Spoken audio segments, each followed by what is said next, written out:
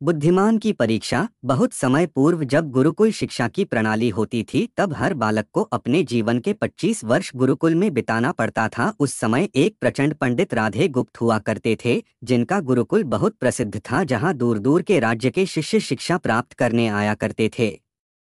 बात उन दिनों की है जब राधे गुप्त की उम्र ढलने लगी थी और उसकी पत्नी का देहांत हो चुका था। घर में विवाह योग्य एक कन्या थी। राधे गुप्त को हर समय उसकी चिंता सताती रहती थी। वह उसका विवाह एक योग्य व्यक्ति से करना चाहते थे, जिसके पास संपत्ति भले ना हो पर वह कर्मठ हो, जो किन्हीं भी परिस्थिति में उसकी बेटी को खुश रखे और उचित समय पर उचित निर्णय ले सके। एक दिन उनके मस्तिष्क में एक ख्याल आया और उन्होंने इस परेशानी का हल सोचा कि क्यों ना वो अपने खुद के शिष्यों में से ही योग्य वर की तलाश करे। उनसे बेहतर उनकी बेटी के लिए और क्या हो सकता है। इस कार्य के लिए उन्होंने बुद्धिमान की परीक्षा लेने का निर्णय लिया और सभी शिष्यों को एकत्र किया।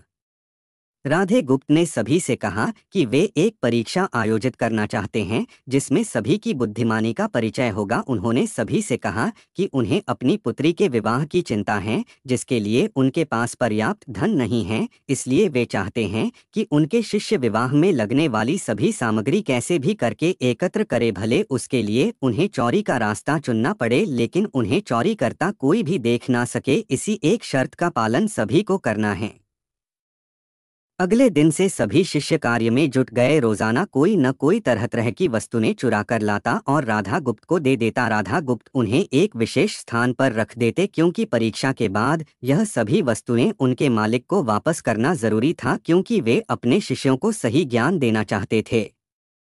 सभी शिष्य अपने अपने दिमाग से कार्य कर रहे थे, लेकिन इनमें से एक चुपचाप गुरुकुल में बैठा हुआ था, जिसका नाम रामास्वामी था। वह राधा गुप्त का सबसे करीबी और होनहार छात्र था। उसे ऐसा बैठे देख राधा गुप्त ने इसका कारण पूछा। तब रामास्वामी ने बताया कि आपने परीक्षा की शर्त के रूप में कहा था कि चोरी करते वक्त इसे कोई ना देख सके। इस प्रकार अगर हम अकेले में भी चोरी करते हैं तब भी हमारी अंतरात्मा उसे देख रही है।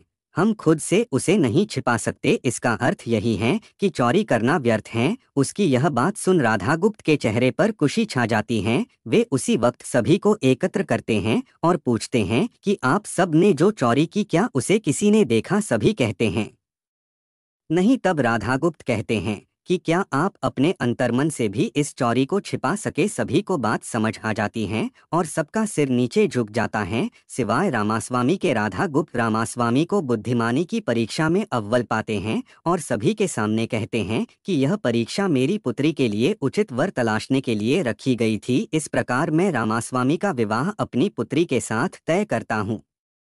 सभी खुशी से झूम उठते हैं, साथ ही चुराई हुई हर एक वस्तु को उसके मालिक को सौंप विनम्रता से सभी से क्षमा मांगते हैं।